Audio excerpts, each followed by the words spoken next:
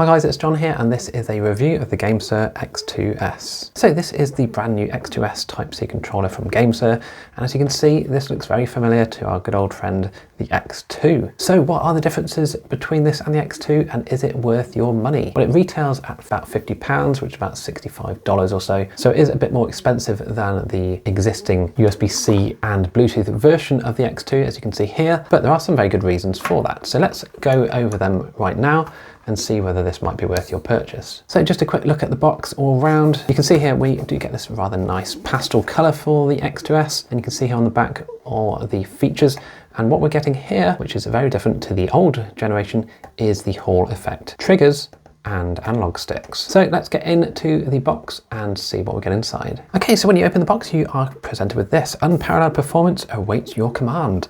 So let's see what we get for our unparalleled performance. Here we can see this is what we are greeted with inside the box. Quite a nice simple layout here. We've just got some instructions and accessories in here, which we'll have a look at very shortly, and of course the main controller itself. Okay, so inside the little box here we get our Gamesir sticker, we get a welcome guide, and we get our instructions along with some little rubber pads to put on the end of our sticks if we so wish. What I'll do is quickly go through the instructions here, and you can pause if you need to, and you can set up any of the advanced settings as you wish, but we will go through them in this video as well. There are obviously time codes in the description. I have also put an affiliate link down below if you want to pick one of these up just to help support the channel. So let's go over the device itself and see how it looks. So this is, like I say, very, very similar to our good old friend, the X2, which we have over here. So we can compare them side by side and see exactly what differences there are, if any. So design-wise, pretty much identical. You can see here, basically the same size and shape as the previous generation. We have our USB-C on the bottom here where we can charge our phone as we play. We have the same grips on the back, just a different color scheme here. So let's go over the actual buttons and other features of the X2S then. So I'd say most of this is the same as the X2, but there are some very subtle differences. So you can see here, compared to the X2, we've now gone to an A, B, X, Y setup compared to the Nintendo Switch layout of B, A, Y, and X. Now don't panic, you can swap those around, and I'll show you how to do that later. Now the other changes they've done here are a bit more subtle. So we have a look at the triggers here. We can see we've gone from digital triggers on the X2 to now analog Hall effect triggers on the X2S. So this is a much bigger improvement over the digital triggers we get on the X2. Now the other improvement obviously is the Hall effect analog sticks as well. That means absolutely no stick drift at all. Other than that though, I've been struggling to find any major differences. So you can hear the buttons sound very similar. And the same with the start and select buttons and the home button. Some of the buttons do feel a bit more solid, but maybe that's just because I've had this for so long now that it's slightly worn out. So yeah, other than that, we have our standard D-pad, which again,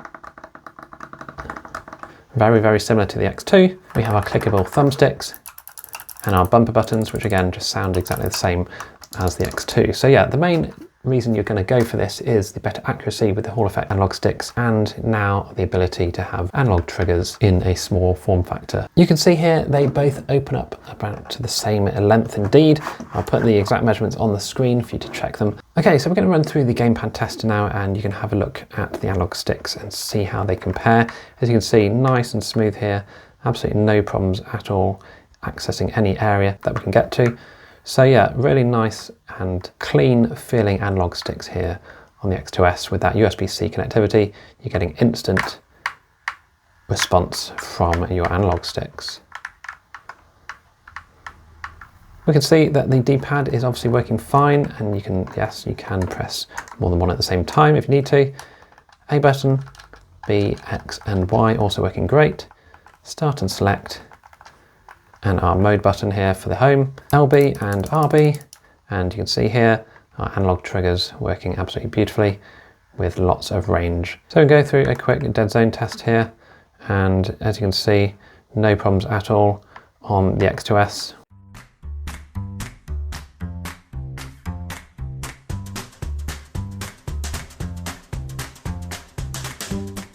Okay, there we are with the finished result. As you can see, no problems whatsoever. We can also test the triggers, and we can see here how much we get control-wise.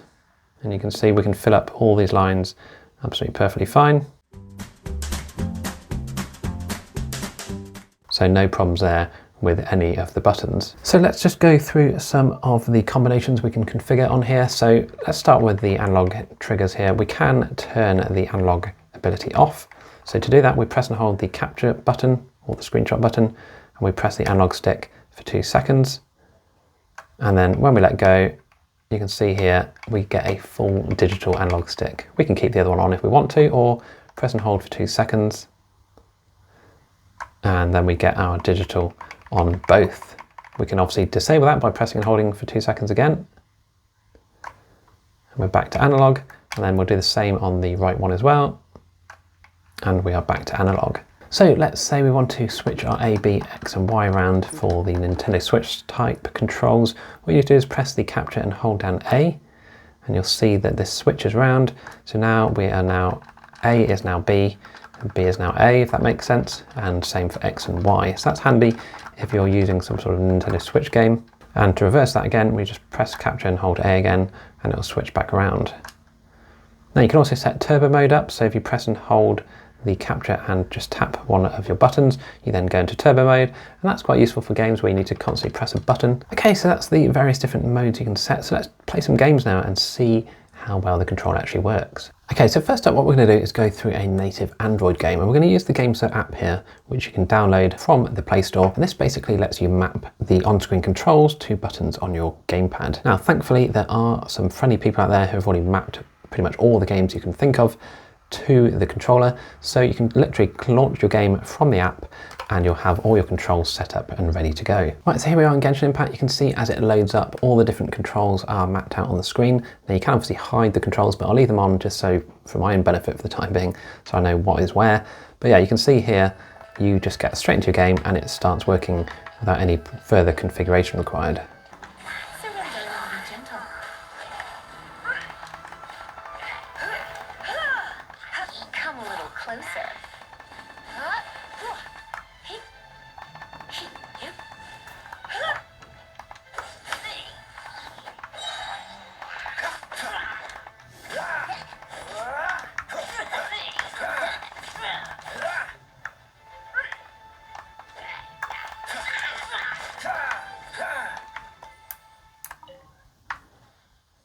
Okay, so here we are with some dead cells, and you can see how well the D-pad works here.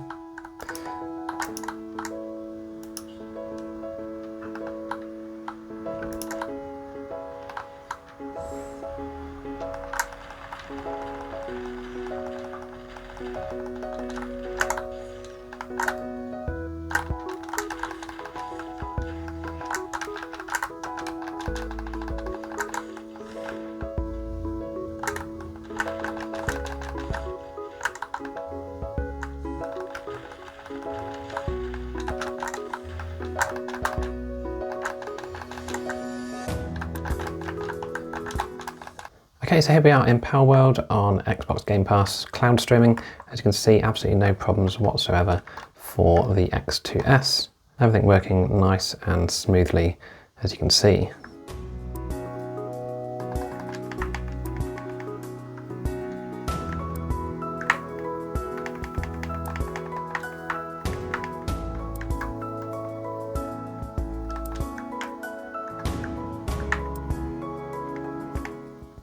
Now with some Xbox Remote Play, you can see again, absolutely no problems whatsoever using the controller. It works absolutely perfectly fine in all games that I've thrown at it so far. Right, final test here is the charging test. You can see here we're getting fast charging through the USB port, so that's good to see. And that really concludes the review of the X2S. As you can see, it's a major upgrade from the X2 USB-C and Bluetooth. Like I say, I have left an affiliate link down below if you want to pick one of these up. And yeah, you can't really go wrong. If you're looking at this style of controller, then do check this out over the older models because it makes no sense going for the older model now. I've also done a review of the G8, which is a slightly different version, but it's worth checking that out as well. I'll put a link down below and in the top right. Yeah, if you've got any questions about the X2S, do let me know down below in the comment section. I'll do my best to help where I can. Thanks again for watching, and I'll see you in the next video.